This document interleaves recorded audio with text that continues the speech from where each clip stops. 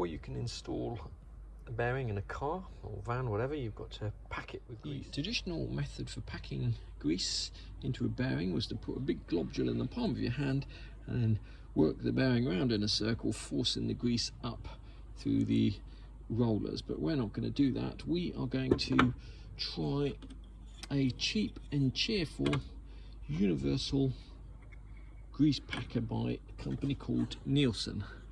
We got this off eBay for £6.45. It arrived the very next day, and the idea is you put the bearing in there, centralise it, spin this thing here on, you attach your grease gun to this nipple here, start pumping, and the grease is forced into the bearing and packs it without you getting grease all over your hand.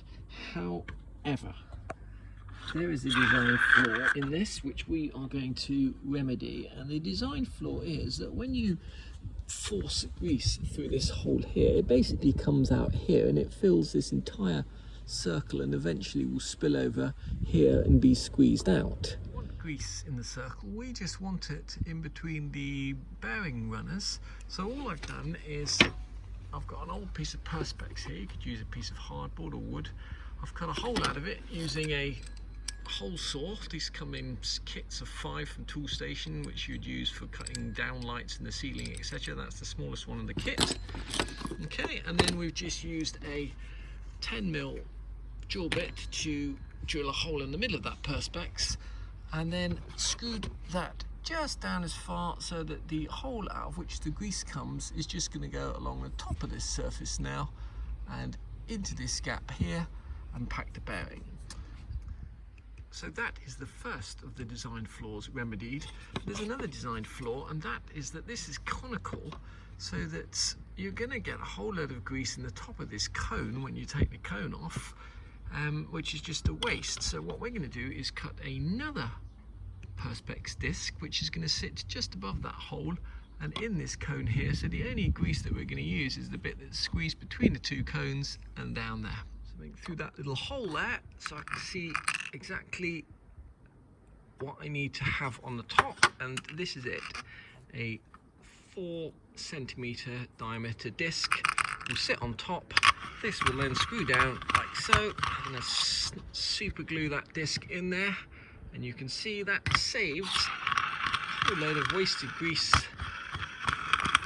going in the top cone here. So next up, we're just going to glue that in there. Just run a thicker bead all the way around, and that will seal that in nicely.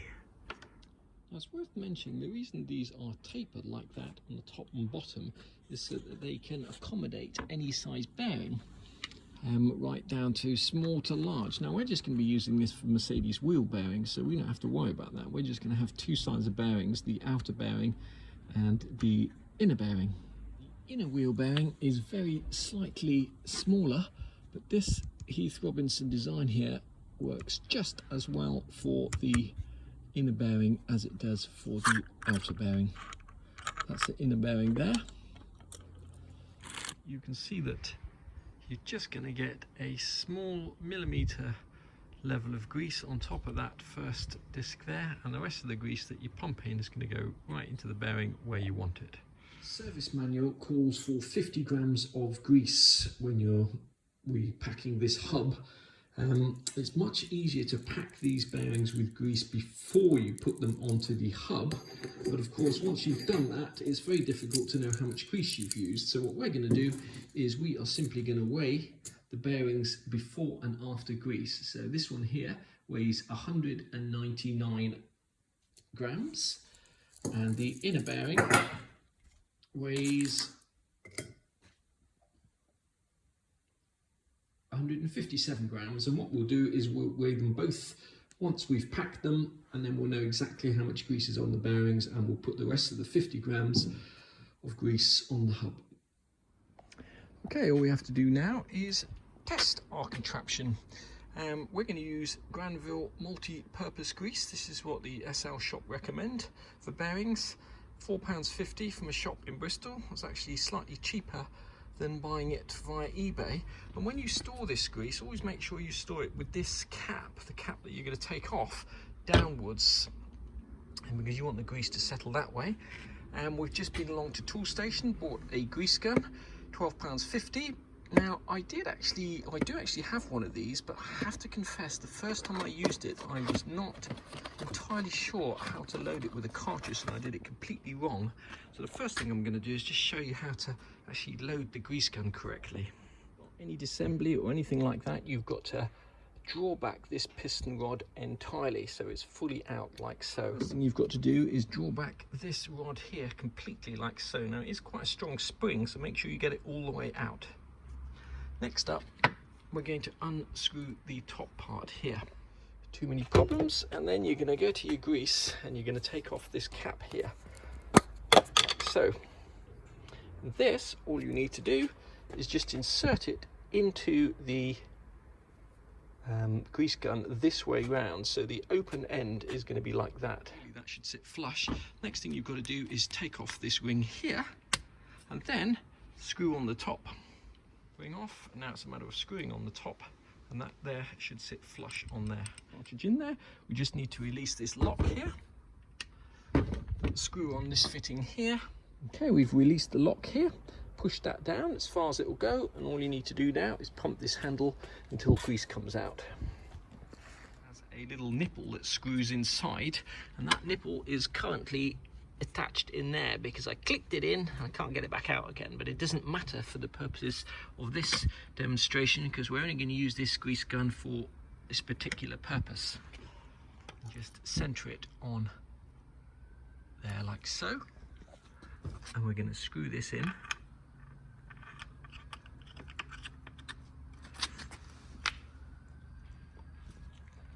Like so. Doesn't have to be overly tight. We just need to screw the top on all the way down so the bearing is clamped in. This again doesn't have to be overly tight, just a snug fit.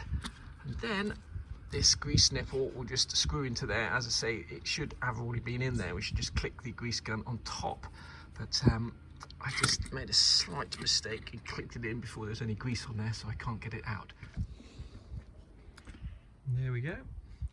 One perfectly packed bearing.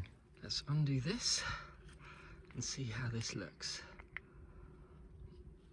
Wow, it's definitely packed the bearing well. I'm not quite sure how well my Heath Robinson worked in terms of keeping the grease out. Let's just take that off there. Well, actually, pretty well.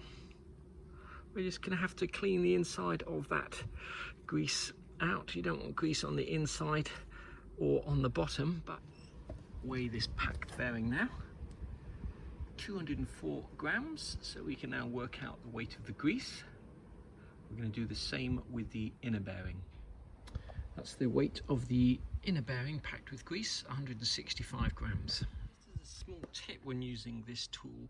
What I found was if the bearing isn't exactly centered around here, what you'll do is you'll end up packing one side of the bearing really quickly, and the other side, in that case here, in this situation here, takes a lot longer to pack, and you end up wasting an awful lot of grease like that, as opposed to having an even sort of bead around there. So just as I say, when you are putting that in, make sure the bearing is as centered as it can be, and you'll save yourself some mess and some grease. Clean out the inside of the bearing and the surface on which it's going to fit. If you leave grease there, you might find that the bearing does not sit flush inside the hub. We bought the wheel bearing grease packer from these guys here, JW Tools, and it cost £6.45 and was delivered super fast the next day.